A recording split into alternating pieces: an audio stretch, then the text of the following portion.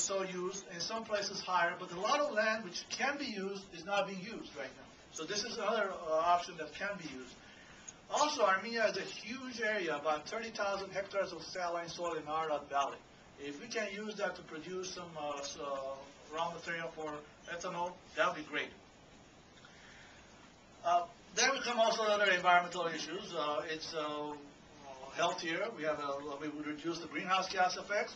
And the government is interested too, because that's another source of income for them. They can tax that, and that's going to be internal. It's not VTA, it's a tax directly from the local products. So there'll be win-win for everyone, for the farmers, for the government, and for the people as a general for their health purposes. So there were some key issues in our study, and we had to do first to see what feedstock we can use. What is the cost? How much of it will cost to do it? What kind of a legal framework is there in Armenia? And we heard some issues that the government is changing them. Cornel mentioned it, Eric mentioned it, that there's some changes needs to be done because it's not really there yet, but they are working on that. And we also had to come up with different scenarios, near term, mid-term, and long term. What was supposed to be done? And of course, environmental study was an important part of it, as we want to see what positive or maybe negative impact it has, which is of course positive. There are some requirements were put on this study. First of all, it was desirable or required to look at the land, which was about 1,500 to 2,400 elevation. Now, in Armenia, that's not difficult to find. I mean, that was plenty of that. Unless, of course, soil was saline, which is in Ararat Valley, which is not that high, which is about 900 feet.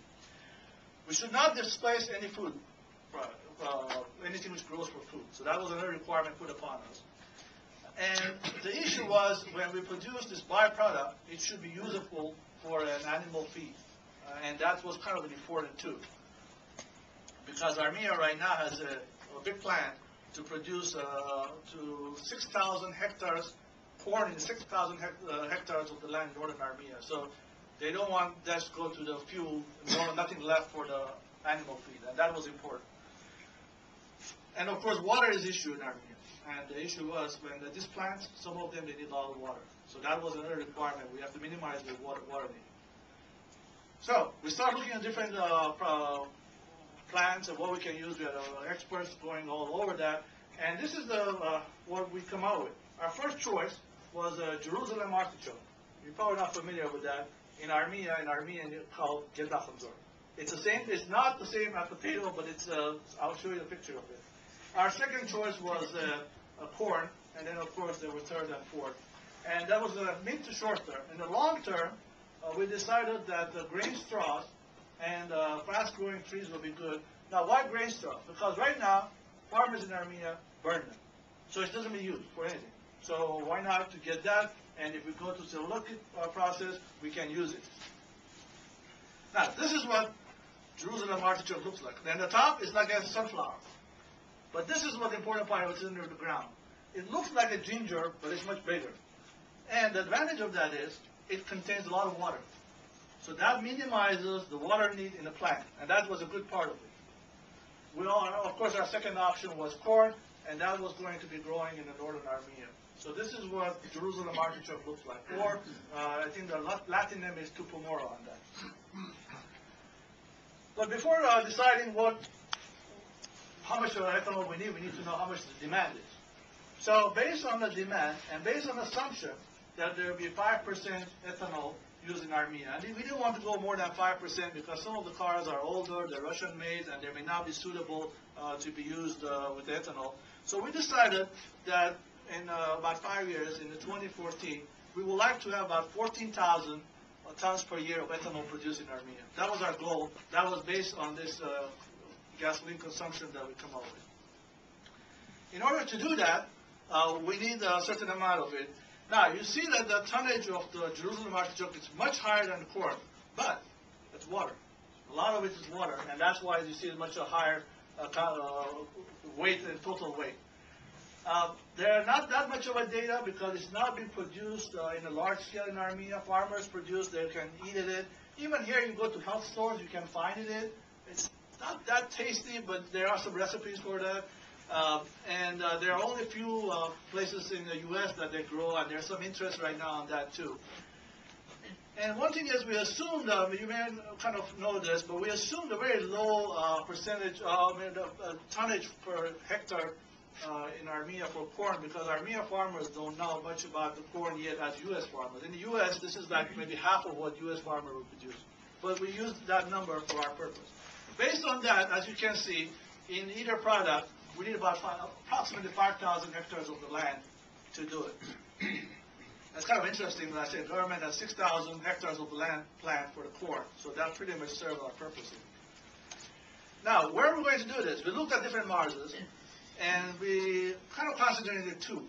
In the Sunit, which is on the south, and Tavush, which is in the north. And in both of them, there's quite a bit of the land which can be used, is not being used. So 16,000, 12,000. So we're not taking any land away from any food products. We're not displacing any farmer. This is the land which is not being used, and we're pretty much using 1/3 and about half of it. So there's plenty of land there for use.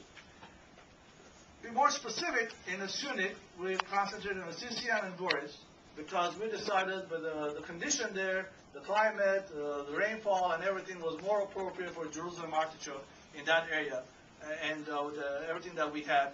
And of course, we looked at the Hamarsin area near the Ijevan in the north, and that was an appropriate place for starting the corn and the plant to be there. As I mentioned earlier, we had a requirement to come up with the scenarios to what to do. So we come up with 3 scenarios. The first one was to have one large plant somewhere in Armenia, which can produce this 14,000 tons of the capacity that we have for the midterm, short and midterm. And then, of course, go and start some planting and other preparation for after 7 years for cellulosic conversion. Now, as I said, 5 years required. We give 2 more years, 7 years, to the process to be ready to go if Armenia starts now planning on that. Scenario 2 was to have 2 smaller plants, each of them 7,000, each in one in south and one in north. And, of course, the same process for the long term.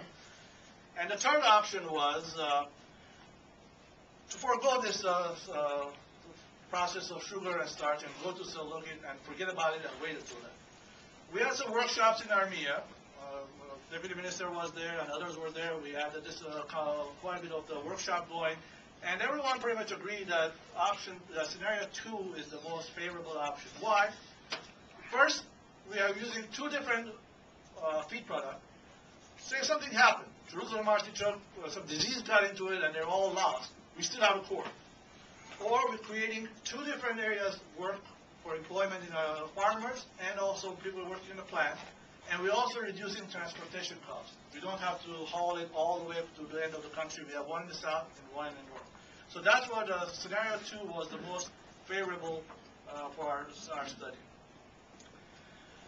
We have to do some financial analysis.